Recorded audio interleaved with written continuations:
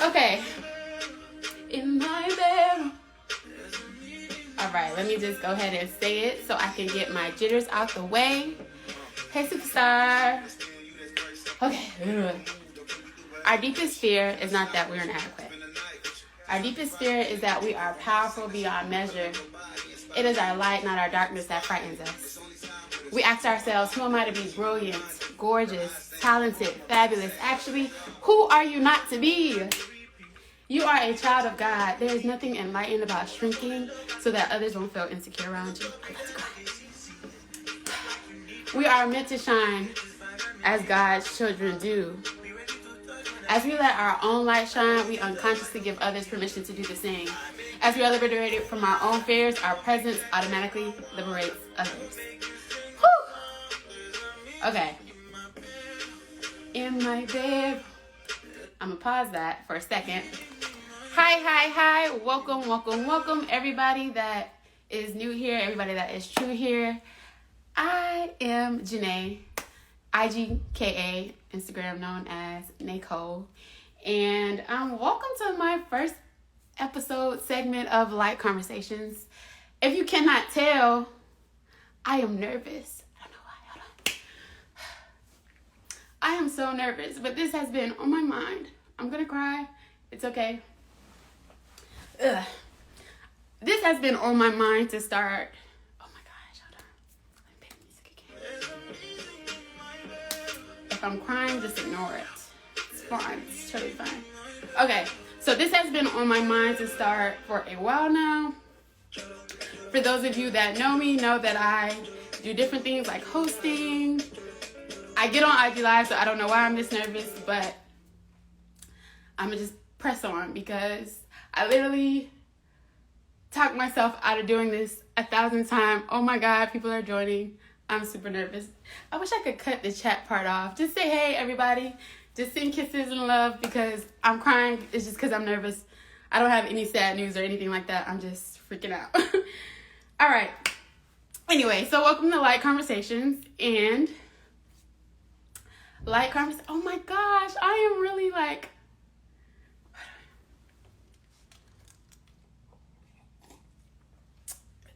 Okay, well, let me just jump right into it. This year, I am pushing myself to put myself out there more. For those of you who don't know, like I was saying, I'm usually hosting, recruiting, performing, speaking in front of large crowds, and there's nobody in this room, and I have no reason to be this nervous, but I am. And a part of what I want to talk about today, is like conversations that probably I'm not going to cry this whole time, is not being afraid to be seen trying. I'm going to look at my notes. Not being afraid to be seen trying. And that's essentially what this is. Usually I could get up here and kiki and haha.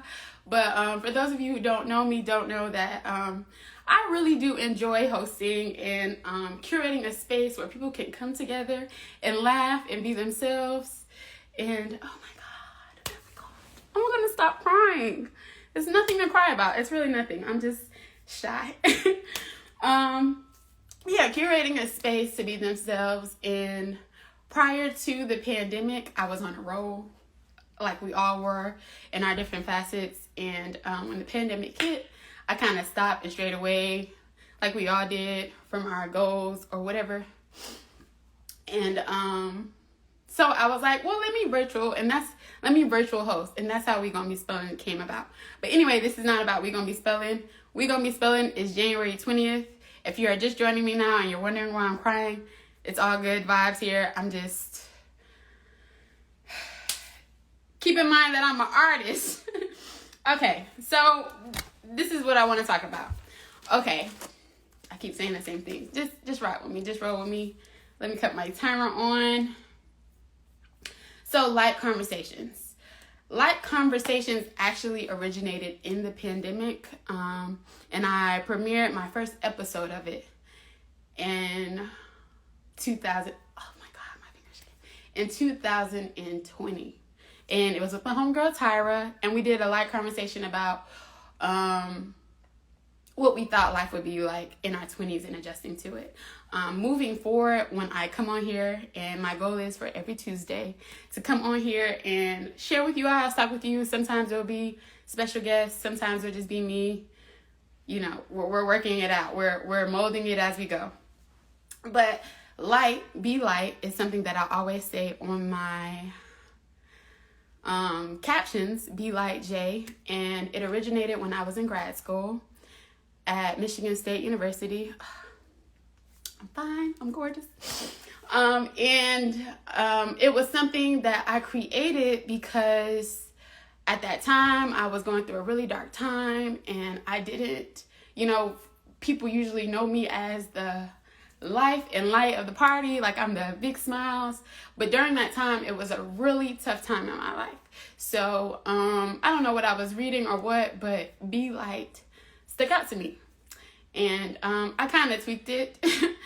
Y'all know me with nicknames and my slang. I'm always like tweaking stuff, and be Lyte stuck out to me. So B period Lyte, and then the dash J just stands for Janae, of course.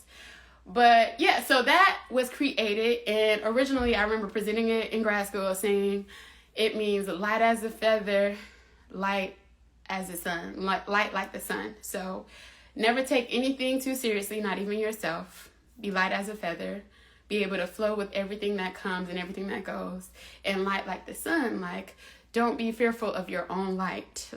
Allow your light to shine, because you never know how your light shining can illuminate somebody else's light in their life. I almost said that without crying. All right, so that's the origin story of Be Lyte. Lyte Conversations came about because I wanted to talk about things that are serious to us. One being imposter syndrome, which we will talk about today, which what I am feeling. I lost my train of thought. Yes, so Lyte Conversations came about. First it was Keep It Lyte, but I shortened it to be cute. So Keep It Lyte Conversations changed into Lyte Conversations. And if you guys will have me every Tuesday it's 6 p.m. Pacific time, 9 p.m.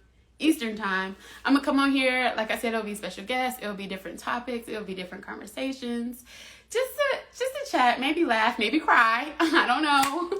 You never know. I like to switch it up. I was literally playing music, trying to like get myself up there to talk to you guys, and I still end up crying. So here we are. But yeah, so the first, and then another thing, I do want to open the floor up. If you are I'm not going to say brave enough, because I am still like shaking, like I said, and I've gone live 1,000 times. But if you are comfortable enough with sharing your thought, a question, answering a question, I will be more than happy to invite you on stage. You can put a little sparkle in the comments, or request to join, and we can just have a light conversation. That's just what it is, because living in this pandemic, I don't want to talk about that per se, but we do need to have conversations, just not within our generation, but you never know what conversation can change someone's day, someone's anything. So, like conversations. Y'all get it? Okay. So, imposter syndrome is what I want to talk about. All right. So, imposter syndrome, if you know what imposter syndrome, or if you ever experienced it before, put a finger up in the comments. I was in my big age. I was 23, 22 when I first even heard the term imposter syndrome, and I'm 28 now, for those of you who don't know. And I'm going to read the specific definition. Imposter syndrome is the persistent inability to believe that one's success is deserved or has been legitimately achieved as a result of one's own efforts or skills.